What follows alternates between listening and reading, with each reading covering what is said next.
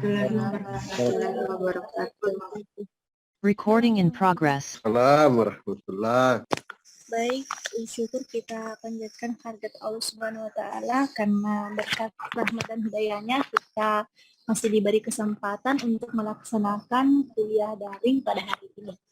Baik, untuk hari ini yaitu yang persentase adalah kelompok 1 di mana anggotanya itu Sanya Indriana Putri, Taufik Hidayat Satria dan Arya Prasetyo. Dan yang menjadi moderator untuk presentasi kali ini adalah Saudari Rita Hasrianti Rusmi. Baik, saya persilahkan untuk membagikan PowerPoint-nya terlebih dahulu. Baik, bisa dimulai presentasinya, saya berikan kepada moderator. Baik, Assalamualaikum warahmatullahi wabarakatuh. Waalaikumsalam warahmatullahi wabarakatuh. Pada kesempatan kali ini, kelompok 1 angkat tampil untuk mempresentasikan mengenai modul 1, di mana anggota kelompoknya berisi Sanya Indriana Putri, Taufik Hidayat Satria, Arya Prasetyo, dan Arya Prasetyo. Selanjutnya, saya serahkan ke pemateri. Baiklah, saya akan membacakan materi mengenai kegiatan belajar 1. Pertama-tama modul 1 yaitu hakikat pembelajaran mikro. Materi-materi yang akan dibahas pada kegiatan belajar 1 ini yaitu komponen utama proses pembelajaran, keterampilan dasar mengajar guru, pentingnya pendekatan pembelajaran mikro atau micro teaching, fungsi utama learning agent, dan alasan penerapan model pembelajaran mikro. Pertama-tama, pembelajaran merupakan suatu proses yang kompleks dalam pembelajaran menyatukan komponen-komponen pembelajaran secara integrasi, antara lain seperti tujuan pembelajaran atau kompetisi yang harus dicapai siswa, materi yang akan menjadi bahan ajar bagi siswa, metode, media sumber pembelajaran, evaluasi, siswa, guru, dan lingkungan pembelajaran lainnya. Adapun komponen utama proses pembelajaran. Ada 4 komponen utama yang harus terkait dalam proses pembelajaran yaitu 1. Tujuan dan kompetisi yang diharapkan dapat dicapai. 2. Materi atau bahan ajar yang harus dikuasai oleh siswa. 3. Metode atau cara yang membelajarkan siswa untuk mencapai tujuan yang diharapkan. Dan evaluasi sebagai alat untuk mengetahui tingkat ketercapaian tujuan atau kompetensi yang ditetapkan. Kemudian keterampilan dasar mengajar guru. Secara khusus, kemampuan utama yang harus dimiliki secara profesional selain menguasai materi atau bahan ajar adalah keterampilan dasar mengajar. A.S. Glichman menjelaskan yang dimaksud dengan keterampilan dasar mengajar pada dasarnya adalah kemampuan atau keterampilan yang bersifat khusus yang harus dimiliki dan diterapkan oleh guru dalam melaksanakan proses pembelajaran. Adapun jenis-jenis keterampilan dasar mengajar yang harus dikuasai oleh setiap guru antara lain keterampilan membuka dan menutup pembelajaran, keterampilan menjelaskan, keterampilan memberikan stimulus yang bervariasi, keterampilan menggunakan metode dan media secara tepat, keterampilan mengelola lingkungan pembelajaran, dan keterampilan bertanya, memberikan balikan dan penguatan. Pentingnya pendekatan pembelajaran mikro atau micro teaching. Kehadiran pembelajaran mikro dapat dikatakan sebagai sebuah inovasi dalam upaya mempersiapkan dan meningkatkan kemampuan kompetensi guru dibandingkan dengan kondisi sebelumnya. Guru merupakan salah satu tenaga pendidik. Tugas guru adalah sebagai pengajar dan pendidik. Sebagai pendidik, tugas guru bukan hanya membelajarkan siswa agar menguasai sejumlah pengetahuan. Profesi guru sebagai tenaga pendidik dalam peraturan pemerintah dinyatakan bahwa pendidikan harus memiliki kualifikasi akademik dan kompetensi sebagai agen pembelajaran. Yang dimaksud dengan pendidik sebagai agen pembelajaran memiliki 4 fungsi utama, yaitu pertama, fungsi fasilitator pembelajaran, yaitu guru memiliki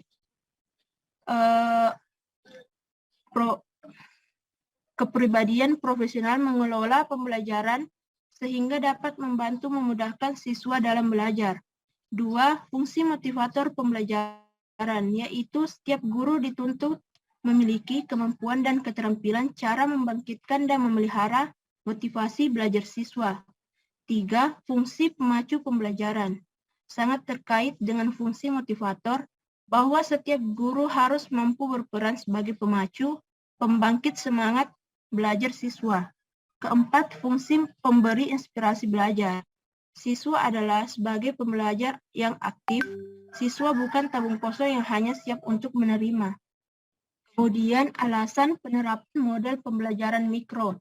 Ada 2 alasan utama yang menjadi alasan atau dasar pemikiran pentingnya penerapan model pembelajaran mikro, yaitu pertama, alasan pengembangan ilmu pengetahuan, yang kedua, pengembangan atau untuk melatih kemampuan-kemampuan praktis yang sangat diperlukan dalam kegiatan pembelajaran.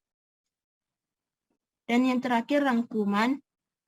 Pembelajaran merupakan suatu proses yang kompleks, mengingat dalam proses pembelajaran melibatkan beberapa komponen yang harus ketergantungan dan saling mempengaruhi, yaitu tujuan atau kompetensi yang diharapkan, materi atau bahan ajar, metode atau cara untuk membelajarkan siswa, dan evaluasi.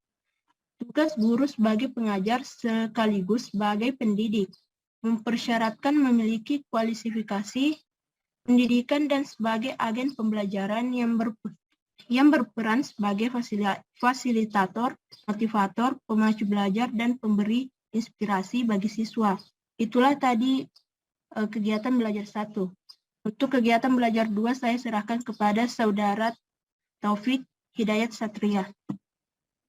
Saya akan menjelaskan pada kegiatan belajar 2.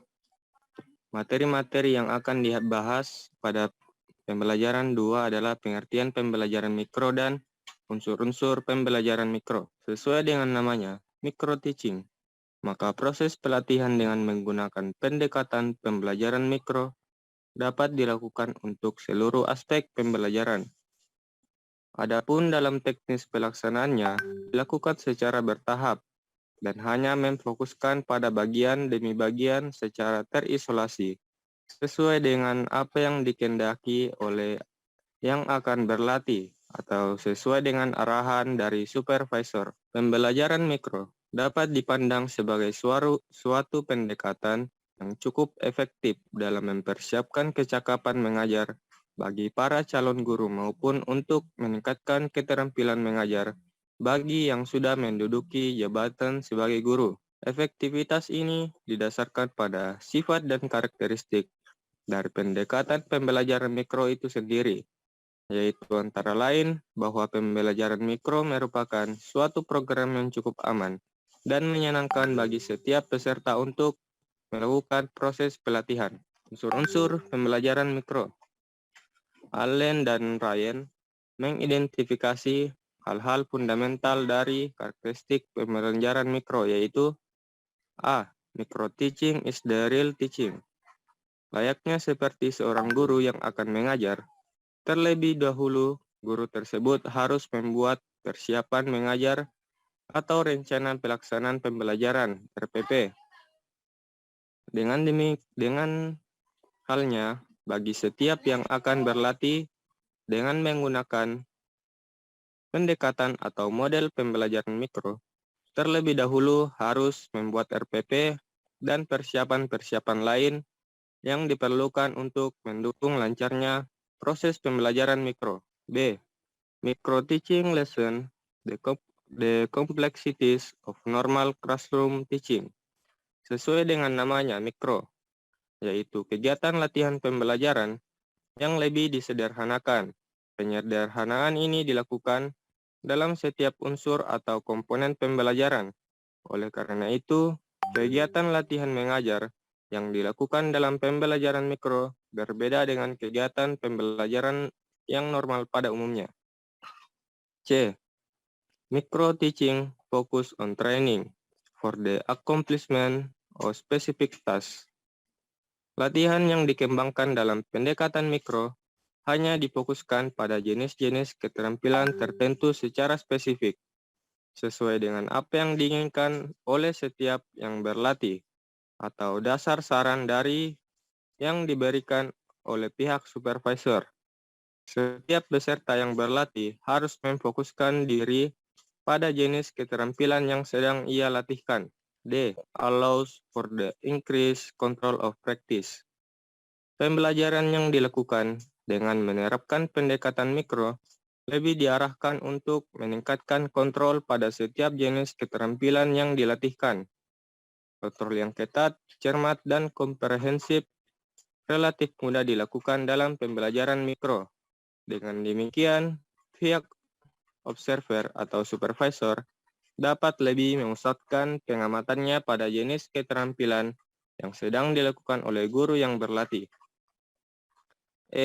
Micro-teaching greatly expand the normal knowledge of result or feedback dimension in teaching.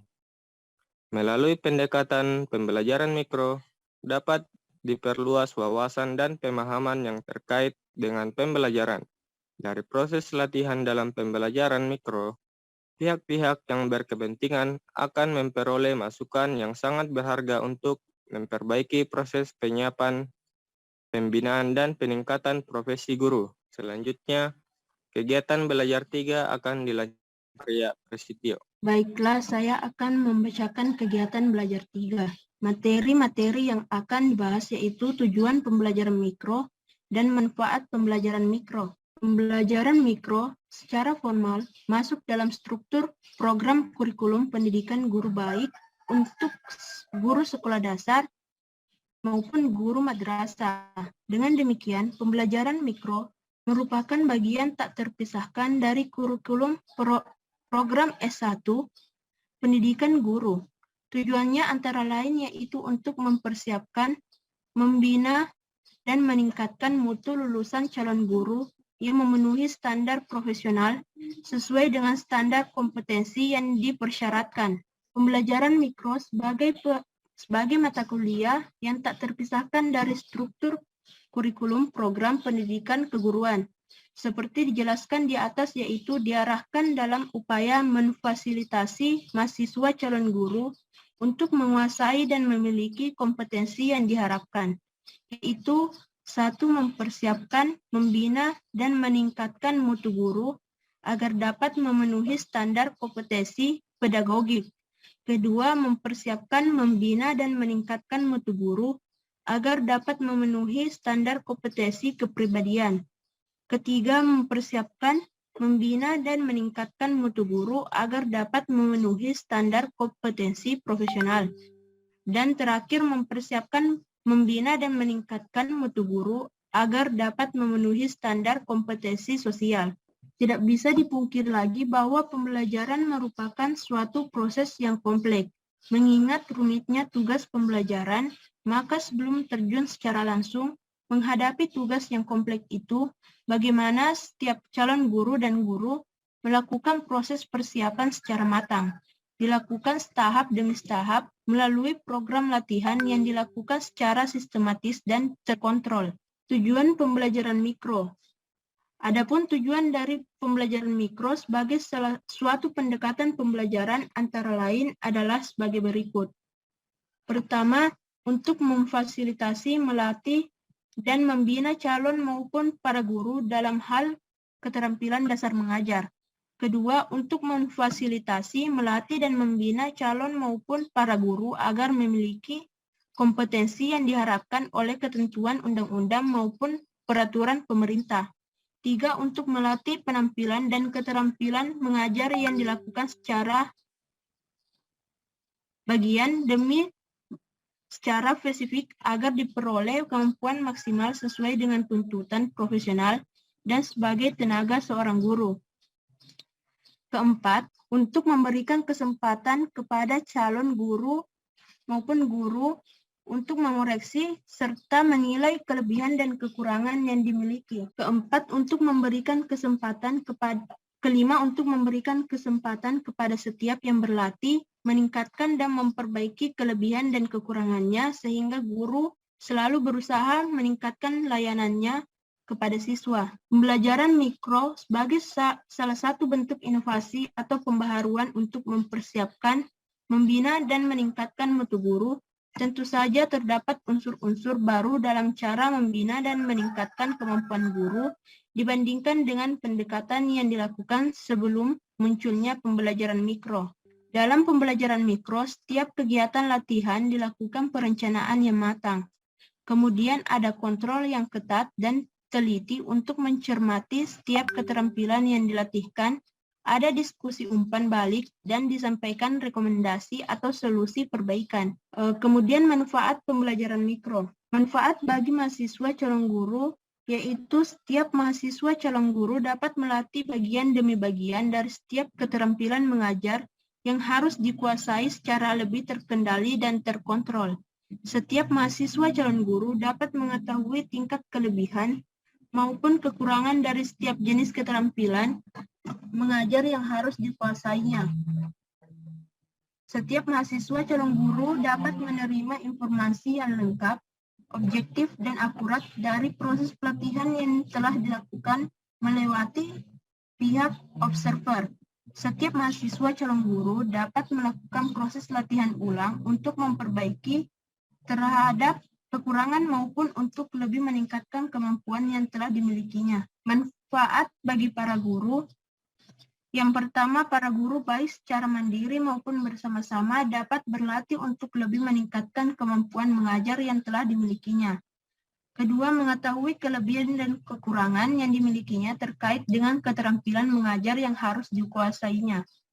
Ketiga, dapat dijadikan sebagai proses uji coba terhadap hal-hal yang baru, seperti dalam penerapan metode, media, materi baru, atau jenis-jenis keterampilan mengajar lainnya sebelum diterapkan dalam proses pembelajaran yang sebenarnya. Manfaat bagi supervisor. Pertama, dapat memperoleh data yang objektif dan komprehensif tingkat kemampuan para calon guru maupun para guru dalam hal kemampuan mengajar yang harus dikuasai sesuai dengan tuntutan profesinya.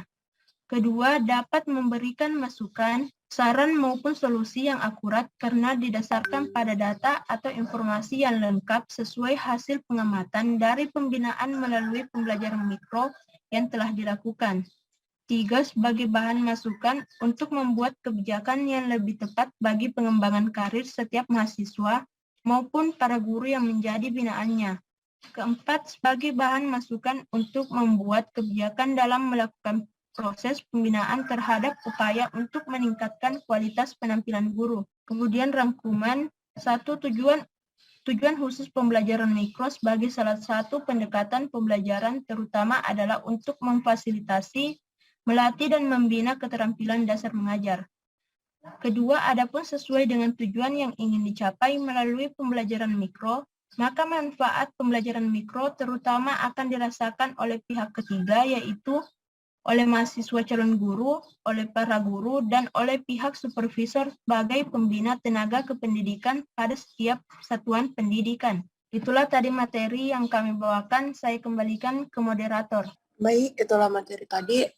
Dipersilakan untuk teman-teman yang ingin bertanya, silakan untuk raise hand. Saya persilakan Andi Tenri untuk bertanya. Terima kasih atas kesempatannya. Saya dari kelompok 4 ingin bertanya kepada kelompok 1.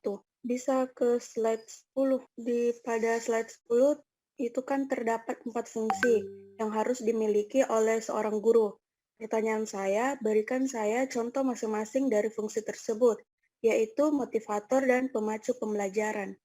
Terima kasih. Baik, selanjutnya saya persilakan Maharani untuk bertanya.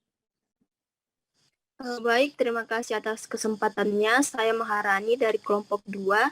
Pertanyaan saya yaitu, jika Anda sebagai guru, apa solusi yang Anda berikan jika materi atau bahan ajar yang harus dikuasai oleh siswa tidak tercapai? Terima kasih. Oke, sekarang Sri Mulia untuk bertanya. Baik, terima kasih atas kesempatannya. Saya dari kelompok 3 ingin bertanya, tadi pemateri sudah menjelaskan tentang fungsi dan manfaat pembelajaran mikro. Nah, yang saya tanyakan yaitu apakah pembelajaran mikro ini memiliki kekurangan dan bagaimana kekurangannya? Terima kasih. Selanjutnya saya persilakan Muhammad Aras untuk bertanya.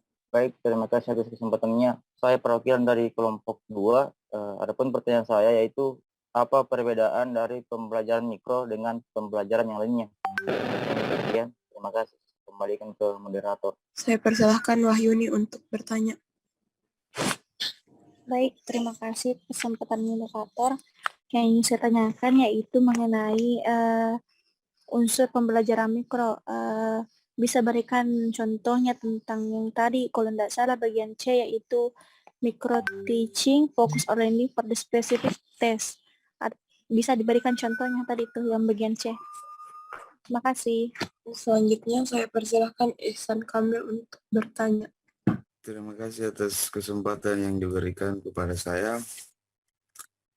Saya ingin bertanya terkait dengan unsur-unsur micro teaching. Di slide tadi dijelaskan bahwa layaknya seorang guru, kita harus membuat rencana pembelajaran. Artinya ada RPP yang dibuat. Pertanyaan saya adalah apa kendala yang biasa dihadapi pada saat pembuatan RPP pembelajaran mikro? Mungkin itu pertanyaan dari saya kembalikan. Terakhir saya persilahkan untuk Nur Samsi untuk bertanya. Terima kasih atas kesempatannya. Tadi pada slide komponen utama proses pembelajaran, salah satunya yaitu metode atau cara untuk membelajarkan siswa untuk mencapai tujuan yang diharapkan. Pertanyaan saya yaitu bagaimana metode atau cara untuk membelajarkan siswa untuk mencapai tujuan yang diharapkan. Terima kasih. Baik, terima kasih atas pertanyaan dari teman-teman sekalian. Saya berikan kelompok 1 waktu untuk menjawab pertanyaan dari teman-teman. Sedikit penjelasan summary dari perkuliahan kita hari ini. Boleh, Wahyuni? Iya, Pak. Silahkan, Pak. Baik, teman-teman sekalian, mungkin bisa terutama yang persentase hari ini ya. Ya, Arya, Rita ya, Sania. Silahkan disimak baik-baik dan termasuk yang lain, tolong disimak. Jadi hari ini kita telah mendengarkan tadi penjelasan persentase dari teman-teman kelompok 1 di modul 1 tentang pembelajaran mikro. Apa sih pembelajaran mikro itu? Jadi pembelajaran mikro itu ada 2 suku kata. Yang pertama adalah pembelajaran, yang kedua mikro. Kalau pembelajaran itu definisinya adalah suatu proses yang terkait dengan transfer ilmu dari satu tempat ke tempat yang lain, dari satu individu ke individu yang lain. Nah, transfer ilmu ini ada 2 hal yang paling penting di dalam itu ya.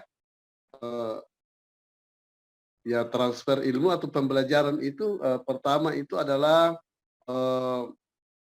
apa yang ingin diharapkan dari pembelajaran itu sendiri atau tujuan pembelajaran itu sendiri. Misalnya kita ingin mempelajari tentang unsur kemagnetan. Kemagnetan tentu tujuannya adalah untuk mengetahui prinsip-prinsip kemagnetan, hukum-hukum kemagnetan, dan seterusnya. Itu harus ada tujuannya dari sebuah transfer ilmu. Yang kedua adalah materi dan materi yang akan diajarkan atau bahan ajar. Ini penting. Jadi seorang guru yang baik adalah guru yang menguasai materi atau bahan ajar yang akan disampaikan ke siswanya. Nah, ini penting Anda lakukan. Nanti pada bagian-bagian penting harapan kita itu ada satu materi yang betul-betul Anda kuasai dan Anda bisa transfer ke siswa Anda dengan sangat baik. Itu ya. Yang ketiga yang tidak kalah pentingnya adalah bagaimana cara kita mentransfer ilmunya. Jadi 3 komponen penting dalam pembelajaran itu, yang pertama adalah tujuan pembelajaran, yang kedua itu materi atau bahan yang kita sampaikan, dan yang ketiga cara menyampaikannya. Oke. Kalau kali ini cara kita itu lewat Zoom ini ya sangat tidak efektif, apalagi diajar oleh Pak Mustari yang seabrek-abrek kesibukannya juga tidak efektif. Tapi yang paling penting adalah suatu saat di kondisi normal, Anda duduk, Anda hadir, Anda ada di dalam sebuah ruangan, entah ruangan kelas atau ruangan latihan, itu Anda bisa meningkatkan performa dengan 3 hal tersebut. Jadi ingat sekali lagi, tujuan yang ingin dicapai, materi yang akan diberikan, dan cara menyajikannya. Ya. Hal lain yang paling penting itu adalah mengukur hasil belajarnya, evaluasinya. Ini juga penting. Selain cara mengajarkan tadi yang poin ketiga, poin keempat adalah evaluasi pembelajaran, cara mengukur keberhasilan pembelajarannya. Ya, tentu kalau proses mata kuliah kita hari ini nanti ada mengukur pembelajarannya ya, walaupun parameter-parameter yang kita gunakan saat ini itu masih kita anggap sporadis saja, karena ya dipermaklumkan ya karena dalam kondisi seperti ini. Oke. Nah, sekarang poin kedua yang ingin saya sampaikan dalam kesimpulan ini adalah bagaimana seharusnya seorang teacher bisa menjadi penyampai yang baik, bisa menjadi seorang guru yang profesional. Tentu ada beberapa hal yang yang harus dikuasai oleh seorang guru. Yang pertama adalah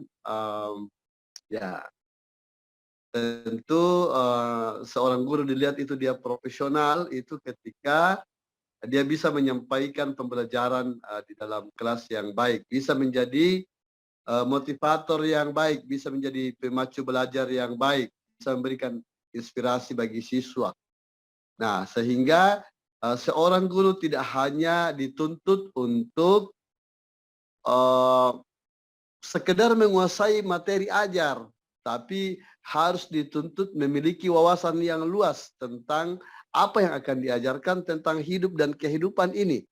Karena guru itu selain sebagai mengisi ember kosong, ya mengisi pemahaman ke siswanya, juga menyalakan obor semangat kehidupan. Jadi kalau ada seorang guru yang tidak memberikan inspirasi bagi seorang siswa, maka belumlah lengkap dia sebagai seorang guru. Oke, saya kira penyampaian saya ini nanti ada baca di modul, di rangkuman, dicermati baik-baik ya, dicermati baik-baik, dipahami baik-baik, ditulis tangan baik-baik. Sekali lagi ditulis tangan baik-baik. Ya, tadi kan ada tugasnya ya Wahyuni ya? Iya, Pak. Ya, apa tugasnya itu? Mengerjakan latihan soal dan menulis kesimpulan, Pak. Iya. Ya, menulis kesimpulan dan itu tulis tangan ya. Kenapa ditulis tangan? Kalau ada sabun, ada iklan sabun yang Anda sering pakai gunakan mencuci, sabun bubuk itu yang namanya Rinso, slogannya adalah kotor adalah belajar. Kalau slogannya kita di sini adalah menulis tangan adalah belajar. Bukan begitu, Ihsan? Ya? Iya, Pak. Iya, menulis adalah belajar. Oke, saya skimming sedikit. Saya mau cek satu-satu ini. Mana Habib Sukrillah? Coba open kamera. Hadir, Pak. Oke. Habib Sukrillah. Kemudian Maharani Umar. Hadir? Hadir Maharani Umar? Oke. Oke. Kemudian Taufik Hidayat. Mana Taufik Hidayat? Hadir, Pak. Hadir. Mana kok Taufik Hidayat? Oke. Kemudian Alia Adila. Mana Alia Adila? Hadir, Pak. Hadir? Iya, Pak. Mana Diandra Kartika? Diandra Kartika, ada di Diandra ini? Ai, tidak ada. Store muka saja. Oke. Hadir, Pak. Dari mana kau Diandra? Pak. Hah? Dari mana Diandra ini tadi? Hadir, Pak. Ditanya dari mana? Hadir. Oke. Baik. Ya, ini ya. Jadi saya checking satu-satu, apakah memang menyimak ini penjelasannya tadi teman-teman yang lain. Oke, Diandra Kartika bisa dijelaskan tadi yang saya jelaskan sedikit tentang pembelajaran itu sendiri, ya bisa dijelaskan. Ada 4 poin penting dalam proses pembelajaran yang harus diketahui. Diandra, tidak ya? Hilangi lagi Diandra. Oke, mungkin Aras bisa jelaskan sedikit tadi yang saya jelaskan. Silakan Aras. Baik, terima kasih Pak. Yang saya tangkap tadi dari pembicaraan Bapak itu yang pertama tadi pembelajaran mikro itu terbagi menjadi 2 suku kata. Yang pertama itu pembelajaran tentang mikro. Kemudian itu ada 4 hal yang harus diperhatikan. Yang pertama itu kalau ketika kita melakukan suatu pembelajaran secara tatap muka itu performata harus ditingkatkan lagi 3 kali lipat. Kemudian itu lebih menguasai materi yang diajarkan atau materi yang akan dibawakan. Kemudian yang ketiga itu mungkin hanya itu Pak dari saya yang saya tangkap tadi. Terima kasih. Oke, berarti Anda tidak menyimak ya. Kelihatan ya tadi. Ya Wayunia tadi saya jelaskan 4 dan teman Anda tidak menyimak dengan baik ya Wayunia. Ya disimak baik-baik ya. Oke baik teman-teman sekalian. Tadi yang saya jelaskan itu semua ada di summary, ada di kesimpulan. Dipahami baik-baik kesimpulannya. Kalau Anda tidak membaca naskahnya secara keseluruhan, paling tidak Anda bisa memahami kesimpulan dari pembelajaran kita setiap saat, setiap modul itu ya. Saya belum melangkah ke modul berikut, tapi baru kegiatan belajar 1 dan hari ini 3 kegiatan belajar itu dipahami baik-baik. Saya kira untuk hari ini saya tidak melanjutkan, saya kembalikan ke Wahyuni. Silakan dituntaskan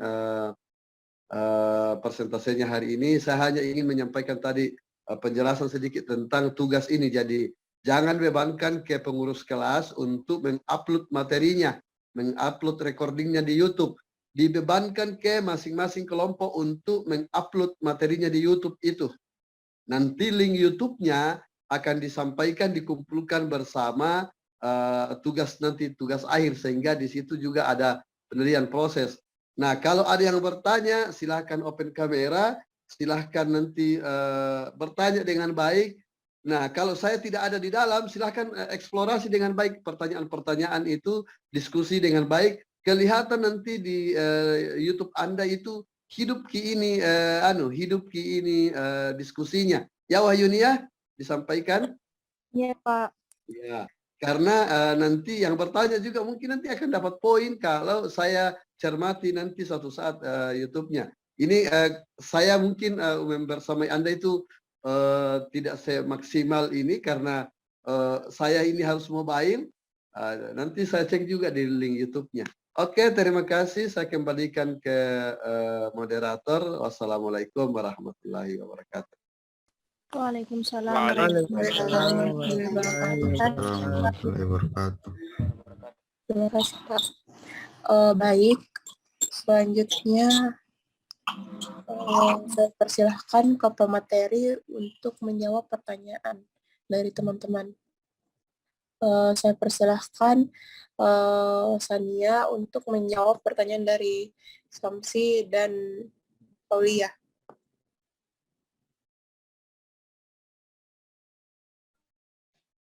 Baiklah, saya akan menjawab pertanyaan dari Saudari Nur Samsi, yaitu bagaimana metode membelajarkan siswa untuk mencapai tujuan yang diharapkan. Metode yang dimaksud itu seperti metode pembelajaran mikro, metode jigsaw, metode KLP, dan lain-lain, tergantung dengan metode yang ingin digunakan oleh guru. Baik, itulah tadi jawabannya. Bagaimana pada penanya? Baik, terima kasih atas jawabannya. Saya kira sudah jelas, terima kasih. Kemudian saya akan menjawab pertanyaan dari Saudari Sri Mulia Reski. Pertanyaannya yaitu, apakah pembelajaran mikro ini memiliki kekurangan? Kekurangan pembelajaran mikro yaitu penggunaan teman sejawat sebagai murid akan dirasakan sebagai sandiwara sehingga tidak terwujud situasi pembelajaran yang wajar. Kemudian latihan yang berulang-ulang dengan menggunakan murid dan bahan materi yang sama dapat mengakibatkan kejenuhan. Supervisor oleh seorang dosen, pembimbing tanpa melibatkan guru sekolah dirasa kurang sesuai dengan realita di sekolah. Kemudian pembekalan yang hanya dilakukan satu kali dirasakan materinya masih sangat kurang. Kelemahannya itu memerlukan upaya pemecahan serius agar mutu pembelajaran mikro lebih mendekati realita di sekolah sehingga pengalaman mengajar mahasiswa calon guru meningkat. Saya kembalikan ke moderator. Bagaimana Saudara Sri Mulia atas jawaban dari pemateri? Baik, saya rasa jawabannya sudah dapat dipahami. Terima kasih. Saya persilahkan Saudara Arya untuk menjawab pertanyaan dari Denri. Baiklah, saya akan menjawab pertanyaan dari Andi Tenri, yaitu berikan saya contoh masing-masing dari fungsi guru sebagai motivator dan pemacu pembelajaran. Contoh fungsi guru sebagai motivator yaitu menjelaskan tujuan belajar ke peserta didik, memberikan hadiah, mengadakan kompetisi, memberi hukuman, membangkitkan dorongan siswa, dan menggunakan metode yang bervariasi. Kemudian contoh guru sebagai fasilitator yaitu memberikan pelayanan termasuk ketersediaan fasilitas guna memberi kemudahan dalam kegiatan belajar bagi peserta didik. Bagaimana? Mungkin itu saja jawaban saya. Bagaimana Saudari Andi Tenri? Baik, dapat dipahami. Terima kasih. Selanjutnya Karya akan menjawab pertanyaan dari Maharani. Baiklah, saya akan menjawab pertanyaan dari Maharani Umar, yaitu jika Anda sebagai guru, apa solusi yang Anda berikan jika materi atau bahan ajar yang harus dikuasai oleh siswa tidak tercapai? Jika saya sebagai guru, saya memiliki dua metode, yaitu yang pertama saya akan memberikan remedial atau pengulangan kepada siswa tersebut, dan kemudian saya akan memberikan sesi one on one atau sesi 4 mata untuk memberikan solusi kepada siswa yang mengalami masalah tersebut. Bagaimana Saudari Maharani Umar? Baik, terima kasih atas jawabannya. Saya kira dapat dipahami. Saya kembalikan kepada moderator. Selanjutnya saya persilakan moderator Taufik Hidayat untuk menjawab pertanyaan dari Wahyuni. Baik, saya akan menjawab pertanyaan dari Wahyuni. Contoh dari poin C pada unsur pembelajaran mikro adalah seperti pada BLK. BLK hanya memfokuskan pada keterampilan tertentu saja. Misalnya di BLK ada keterampilan menjahit, maka di dalam kelas hanya ada keterampilan menjahit dan hal-hal yang berkaitan dengan menjahit. Terima kasih. Bagaimana Saudara Wahyuni? Baik, terima kasih jawabannya. Selanjutnya, saya persilakan Saudara Taufik untuk menjawab pertanyaan dari Ihsan. Pertanyaan Iksan yaitu apa kendala pada pembuatan RPP pembelajaran mikro? Kendalanya yaitu seperti pada RPP biasa, yaitu kesulitan guru dalam mengembangkan indikator pembelajaran, kesulitan guru dalam merumuskan tujuan pembelajaran, kesulitan guru dalam menentukan model dan metode pembelajaran, kesulitan guru dalam menyusun langkah-langkah pembelajaran, dan kesulitan guru dalam membuat dan mengembangkan penilaian autentik. Terima kasih. Bagaimana Saudara Ihsan? Baik, terima kasih atas jawabannya, dapat saya pahami. Baik, saya persilakan Saudara Taufik untuk menjawab pertanyaan dari Aras. Baik, pertanyaannya yaitu apa perbedaan pembelajaran mikro dan pembelajaran biasa? Pembelajaran mikro biasa dilakukan di ruangan khusus atau lab dan biasanya terdapat 5-10 siswa saja.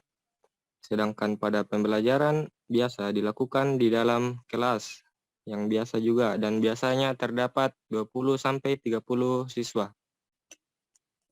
Terima kasih. Bagaimana Saudara Aras atas jawabannya? Baik, jawabannya dapat saya pahami. Terima kasih. Saya kembalikan ke moderator. Untuk selanjutnya saya membuka sesi 2. Mungkin hanya 3 orang yang akan ditampung. Saya persilakan untuk teman-teman yang ingin bertanya, silahkan raise hand. Saya persilahkan Indah untuk bertanya.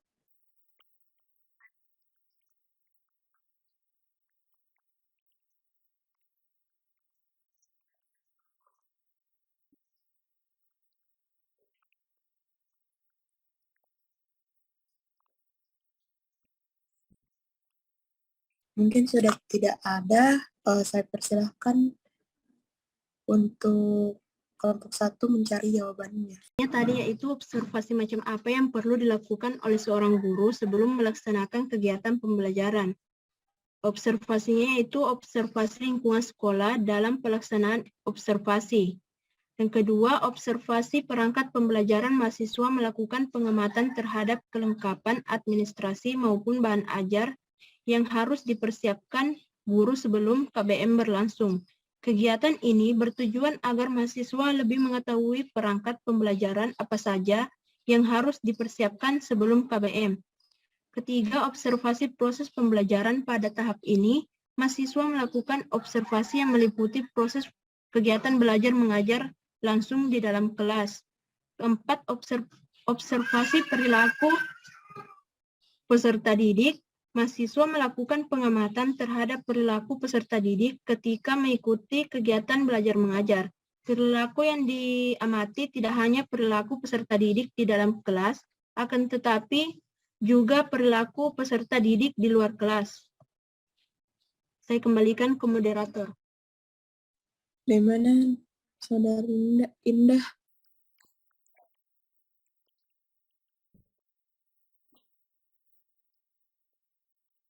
Baik, mungkin hanya itu untuk presentasi kali ini.